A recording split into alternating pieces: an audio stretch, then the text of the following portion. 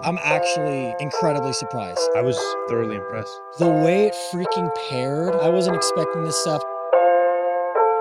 Hey guys, so we're doing something a little different this morning. I wanted to test out whatever this video is gonna be about, which is the Cosmo C2s, in a rigorous environment. I wanted it to be real life, not some tests in a room or office or whatever the heck and whatever. So we're gonna be testing latency, we're gonna be testing durability, transmission, all these different things, and how it's gonna actually be used for real world people. And if you're new here, my name's Anthony, and this is my YouTube channel where we talk about easy gear purchases that save you money and filmmaking tips that will make you create better content as well as make more money in your video production company. So yeah, let's go straight to the C2s. So yeah, right here, this whole entire module, this is our first time using it. So it's not really like I can share so much. I don't do a crazy amount of research before this stuff.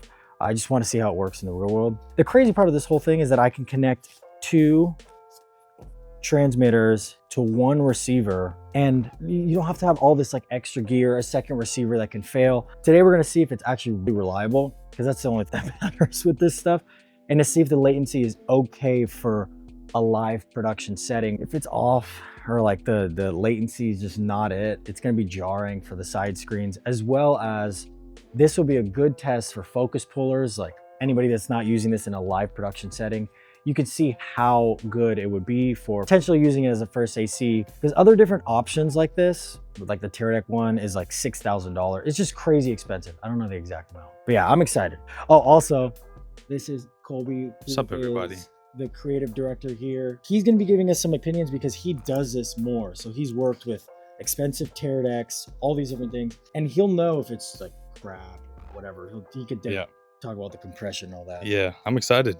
I'm really excited, especially that two transmitters to a single receiver body is one less cable. It's a lot less everything. One less point of failure. For sure. Which is like, every point of failure is just, just mitigate all that stuff.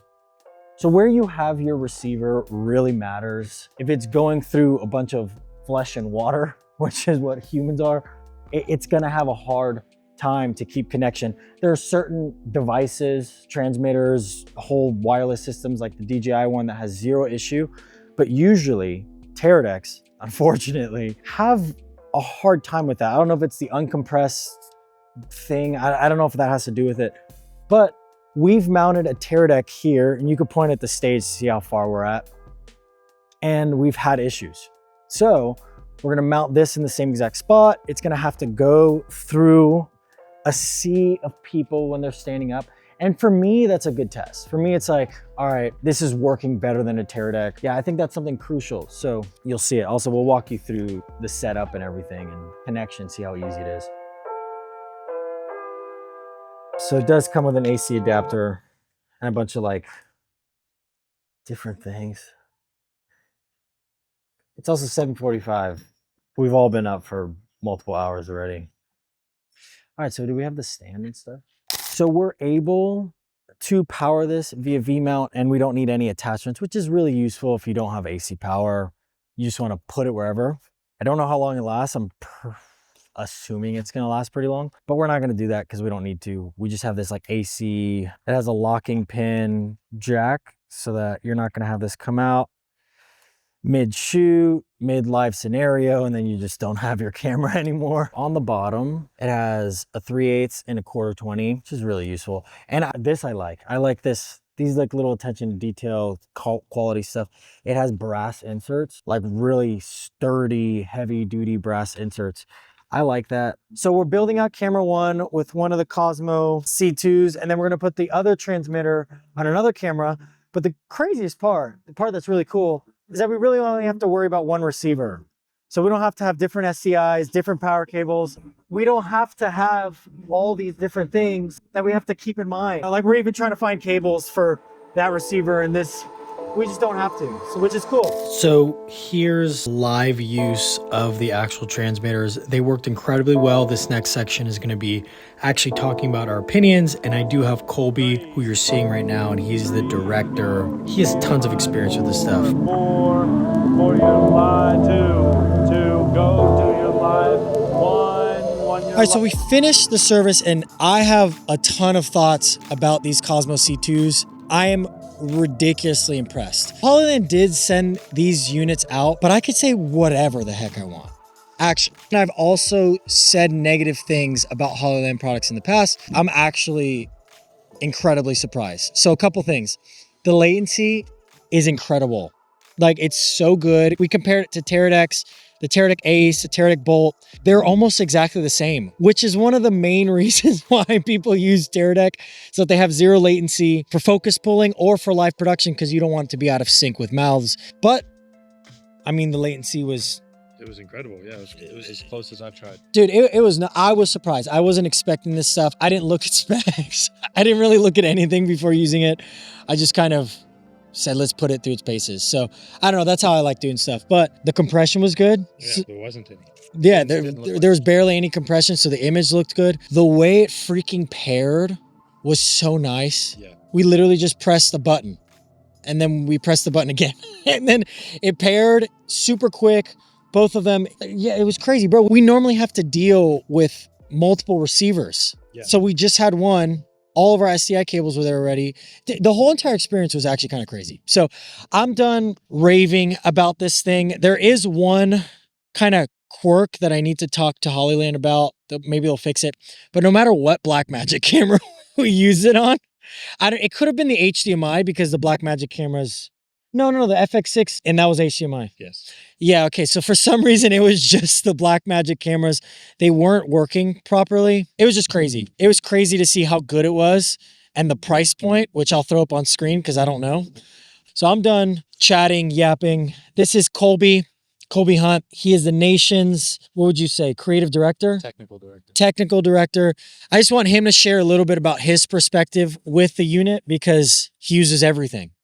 Yes. Rangers, literally everything. So if you're interested in live production and that side, stick around. If not, just he's beautiful. So just stick around for the video. Just watch him talk. Also, make sure you like this video, subscribe. It really helps out. Thank you so much. Here you go. All right. So it's like Anthony said, I've been lucky enough to use an array of Teradek, from the Ace, which is their newest, cheapest model, to the Ranger Micros that have the 5,000 foot range or whatever it is.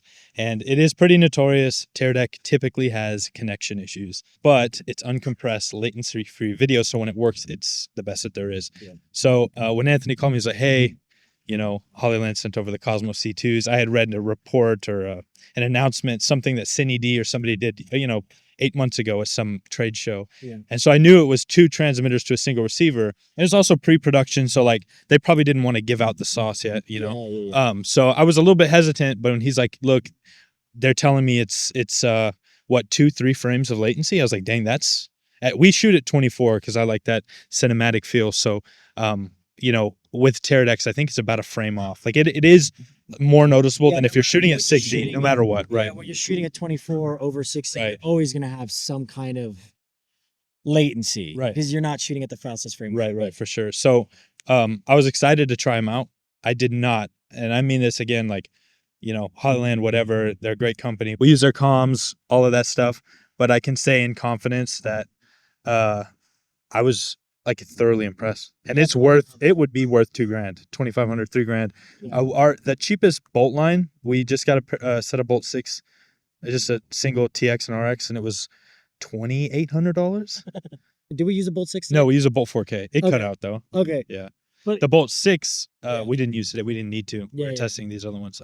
But regardless, yeah, we've had our fair share of issues. I've done events out of town and had headaches to where I've had to step off the switcher with Anthony to fix Teradek's 5 minutes into service.